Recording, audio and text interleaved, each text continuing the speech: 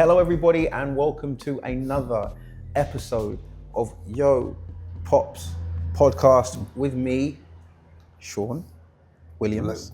What? I haven't even introduced you yet. What are you jumping the gun for? I'm just in a hurry. Happy trigger finger. And before I'd finished, as you'd heard, my dad would like to say something. Okay, blessings to you all. Oh, that's it? That's it. Okay, bro. You're in a very good mood today. Yeah, I was thinking what to say the same thing about you. Don't worry about me. Worry about you. Why are you in a good mood? Don't worry about the mood I'm in. Why are you so happy? Perhaps I'm just glad to see you. Do you know, I'm actually glad to see you. Yes. There are times when... You're not glad? No, it's not that I'm not glad. Why would you put words in my mouth for? No, I'm not putting them. You did, because you said I'm not glad. I thought that's what you were about to say. Exactly, you're trying to put words in my mouth. I was listening to you coming out. So you were trying to discern what was going to come out. You're trying to... No. Okay, what was I going to say? See, you made me forget what I was going to say. I was going to say something nice. This is why I don't say as many nice things to you. Because before they come out, you're trying to grab them. Okay. No, I was going to say that in terms of just, the last couple of weeks, you've been doing very well, Dad. Thank you.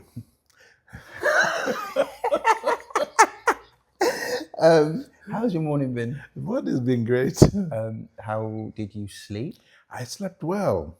Can I say something? Sorry, I've just cut you off because you're about to tell me about how you slept, but I need to say this to you. The Bible study you taught yesterday. Okay. Ladies and gentlemen, my dad broke down the art of giving. And obviously you know his job, so he's always... But he presented a practical concept to giving that puts the onus on us and what we do. Indeed. And I think the biggest pull that I got from it, a lot of people, I think that they see giving as, how do I put it? They see it as a point A to point B. Yeah. They don't see it as an A to B, B to A, back to B, back to A. Yeah. They don't.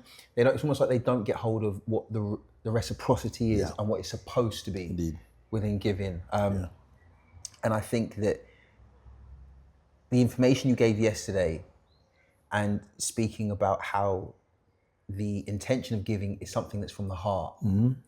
And anytime you're dealing with the heart, it's almost like a water tank. That imagine if sewage was getting into your water tank and then that's then spreading that. Yeah. It's horrible. And sometimes I think because reasons aren't always from the purest intentions where gifts are concerned. True.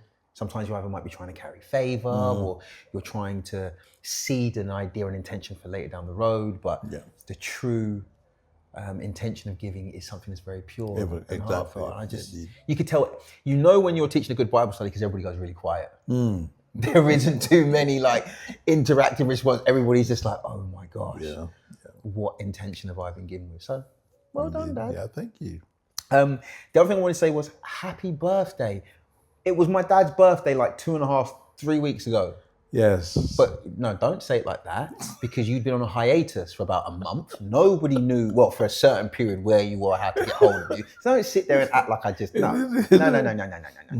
You're like I'm even remembering. No, you was on a good roll. Go ahead. It was my dad's birthday a couple of weeks ago. So we all, Dad, from the Yo Pops universe. Okay. And to you've got a lot of fans. Really? The amount of people that message me telling me, I just want to hug your dad. And I'm just like, I don't want to hug your dad. That's weird. Oh, your dad he's so likable. Can he be my dad? Nah. I might be able to lend him to you for a fee. But honestly, Dad, the amount of people that I was walking yesterday and one of my friends was just like, he just says the most profound things, but he's got this big laugh. And he's like, and he'll give you something really profound. Dad, I died. I was just like, you people are hilarious. So, Dad, my mum better be careful. Anyway, actually, I'm not going to say what you said before we started filming because it messed me up. Dad, as we've been talking during the past couple of episodes about Men's Health Month, looking at mental well-being, I wanted to talk about feelings. Right. Now, feelings is something that we all experience. It's something that we all have. Yeah. But many of us, some people lean into them more so when making decisions. Others not so much so because they understand that they're variable. Yes. I firstly the first question I wanted to ask you was, how would you best conceptualize the idea or the thought process of not only feelings, but how we manage them? Right. I think that feeling, it is such a common aspect, or such a, what's the word I'm looking for now? It's something that you experience so regular that you take it for granted without really looking into what it does and what it's all about, And so the impact that feeling has on you, most people does not consider what causes it, how it impacts your life in general. Yeah. Yes, I mean, so important facets of feeling go unnoticed until something serious happens. For example, feeling falls into different categories. Different things influences feeling. Can you give me a couple of examples of things that For example, when we think in terms of the impact of cognitive thought process. That can bring a person into anxiety, stress, depression, and all of these kind of emotions, it then lead to other things. And it is based on what your thought process is. So your thought process influences how you feel and oftentimes how you react to that feeling, whether in a positive or negative way. Dad, let me ask you a question. So then what is it that creates either the overinvestment in feelings or the lack of investment in feelings? Do you think that's down to the individual, or do you think that's down to the environment in which the individual is? Both, because a lot of people, their thought process is coming from their youth, from when they're young.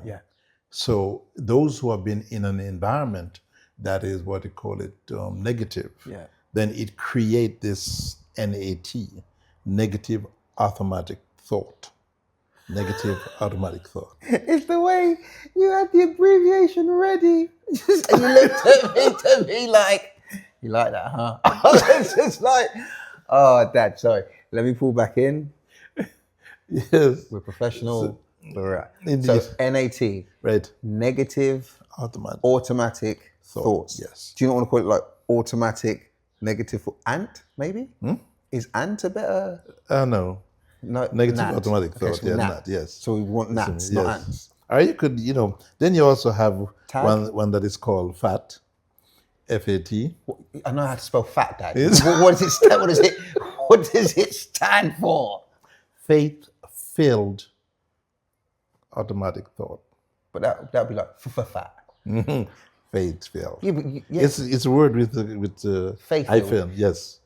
Between, Okay. So are you trying to mess up my formulas? It's just like, yesterday, my dad was talking and used, what is it, GRs, right? Yes. And then you know what a GR is? It's a God robber. And then what was the other one? Or you could be a GL. Yes. You're a God lover. This boy is brilliant. Dad. So sorry. And you've forgotten AS. What was that mean? And a night and survivor, Behave yourself, Dad. Okay. So where were we before? So gnat. And so fat. And fat. But we'll start with gnat first. Yes. So these negative automatic thoughts. And of course, you also have PAT. Who's positive automatic thought. So it's Nat, Fat, and Pat. Yes. They're three sisters. Do you know what? we can't get on this well. Because Dad, we're meant to be serious. There are people that are sitting there trying to come on for, and we're just joking around. So go on, Nat, Fat, and Pat, the emotional sisters. Yes. So what happens is that depending on what environment you're exposed to, it creates that negative. And a lot of young people, they grew up in an environment where there was never positive affirmation in their life. And because of that, it sort of built in their mind this very negative aspect of their life. And everything falls into that NAT, negative. It's always negative. If you say you love them, they find a negative side to why you say you love them. You're after something, you know, and it goes on. Of course, PAT, which is the opposite, the positive automatic thought. Some people have grown up in environment where they see everything from a positive perspective. You see what I mean? And they get on in life because they see the end from the beginning, and it's always looking good. So therefore, it creates in them this kind of feeling of wonder and beauty and excitement. Then, of course, the one that is the FAT is more to do with understanding religious concept. Yes, I mean, because when you are faith-filled, it takes care of, it's a superior feeling to both PAT and NAT. Got you. Yeah, because you're both feeling, of those are mental assent, aren't they? Precisely, it's based on more factual things, eternal things like the Word of God. Yes, I mean, so when you have that, it's going to, different things will trigger you. And that's what then you see in people's thought, what it is that they're thinking that triggers these emotions, while for some it's positive emotions, you know what I mean, and others is very negative. Dad, I wanted to ask you a question. When, let's say you've got a parent and a child relationship dynamic, and the child potentially has realized that some of their feeling expressions, some of their nat has come from what they've learned, but they've also now realized that they can change that. Yes. How would you then encourage or advise them to persist with showing something that is opposite to what they've been taught from a person that they obviously have to honor and hold in a certain position? And so it's almost like being a better version of what you've been taught without feeling the need to almost beat somebody over the head with it. Like, I'm better than what you taught me. Does that make sense? Which I think sometimes my generation falls into a little bit because we've got access to so much information. And not only that, but we've been provided the space to speak about things that I don't believe your generation was really afforded that time and space. It was kind of like, well, let's get on with it. Does that make sense? Yeah. So how would you suggest that they tackle that? No, I think most people are what I call forward-looking. Everything is forward-looking. And sometimes the forward isn't reality. It's dream. It's vision. Yes, I mean. So rather than deal with what you know, what is actual, people forget about that. But oftentimes that is what is impacting you. Yes, I mean, it's not the dream, it's not the thing down the road, it's not the next whatever you may dream or feel is gonna happen, but it's what has happened. That is oftentimes the catalyst of what you're experiencing, you know, leading to what most people are experiencing. So therefore, when I having to counsel people, which I find are suffering from this, for example, NAT, is to not go forward with promising them things that hasn't happened yet, because you don't even know if they have the capacity to deal with it, because they are entrenched or chronically affected by their past negative lifestyle. So you got to go back in reality, be beyond the foundation that has been laid in what I call the third transition. So what you're saying is that that person cannot look to the visual basis of their environment because you're going to almost a time before time where certain things were placed within the makeup. Yeah. The environment then shapes. We then have these expressions, and without even realizing, these lessons are passed on. Indeed. And so most people look at their lives based on the time between birth and where they are. Yeah. When in fact, that's not really your life. No. That is, say, like the third transition of your life. There's a whole bunch of coding that goes before that. Precisely the point. And that is what you need to point people to, that coding. Yeah. You know what I mean? To help them to understand that the manifestation of their environment, since they were exposed to it, does not necessarily characterize who they are. Yeah. It may influence their thinking, but they really need to go back to knowing, who am I? So it's almost a bit like the iPhone. The physical manifestation of the thing isn't actually the thing. There is a circuit board inside that holds all of the information that when that's inserted to the physical machine, it makes it, you have activation. Yes, yeah. But nobody sees, you don't buy the motherboard. Does that make sense? Exactly. You buy the phone that has the motherboard in it.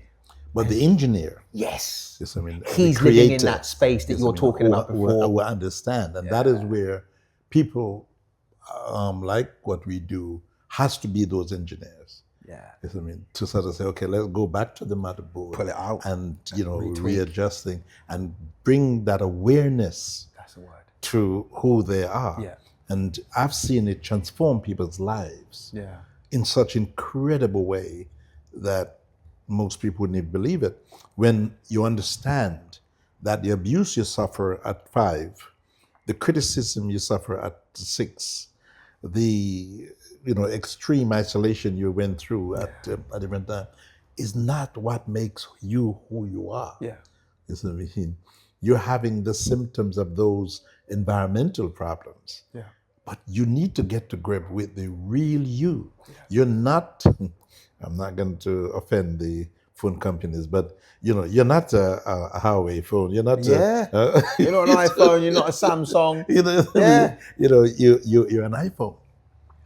So that's it. The police can't get into your phone without permission.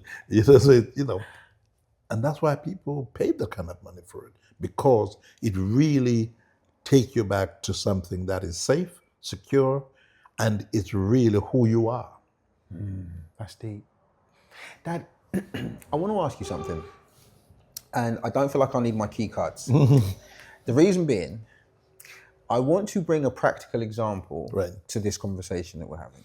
Now, I walked over to yours and my mum's house on Tuesday. Now, why are you looking like that? No, I told you he was gonna. I told you. Folks, he refused to live anywhere further than a 3 minutes walk. It's less than that. It's like that I can run from my back door to your front door in 60 seconds. I always say, I wish somebody would try something, because that I'd be there so quick. But he's right, he's not wrong. And it's great for when you need something from the fridge at like 1 a.m. Something, and I mean, especially where the kitchen is, right? They're not going to hear you. And if my dad's laid out on the sofa, you just got to ease the door and you're awake.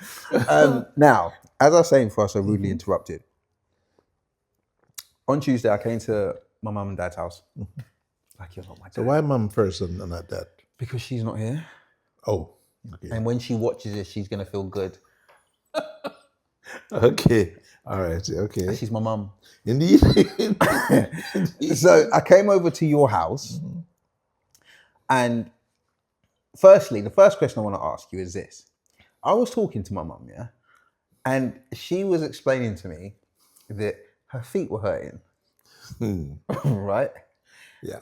Now, obviously, Dad, I'm a solution-driven person. Yes.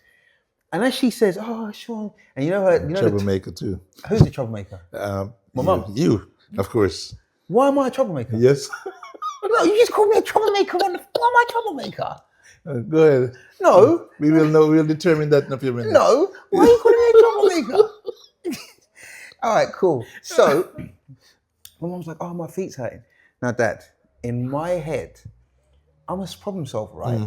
So my brain goes, okay, Sean, we're going to put up all the information on what we've tried to do to solve the hurting foot paradigm. Right, yes. Dad, I bought my mum some some trainers that were completely fitted Right. to aiding the thing Okay. that she's talking about. Does she wear them, Dad? No, I'm not. It's a rhetorical Okay, question, yes, right? No, don't worry. I'm not going to make you incriminate yourself. You're fine. You just sit here and answer as diplomatically as you can. Dad, does she wear them? No, she doesn't. I was on tour, and I went into this shop, me and Marcus, and I wasted much of Marcus's afternoon looking for the perfect sliders. I brought them home, Dad, right? Gave them to her. She wore them in the kitchen for a day. Oh, these are brilliant. Dad, does she wear them at work? Hardly. When I see her, what has Mum got on her feet? Dad, these little ballet-looking shoes that are narrow, and Mum has got a wider foot. So I'm sitting there and I'm talking to her, and as I'm telling her, so Mum, how do we fix this? I'm looking at her face, and her face is like, when did I say I wanted to fix this? Right? And I'm sitting there going, but I'm having this non-verbal conversation. I'm like, and when did I say I wanted to hear about this? Firstly, A, am I meant to fix this problem? B, how do I help? And C, is it just a feeling? Is she just wanted something to kind of... Indeed. No, Yeah. no, which? You're just saying indeed. You're not saying... No, I'm agreeing with what you're saying. What am I saying? You're saying that she's not sure what is it she wanted, whether to just talk or whether or not to genuinely have her feet fixed. Something, indeed. So what am I meant to do? Huh? So what am I meant to do?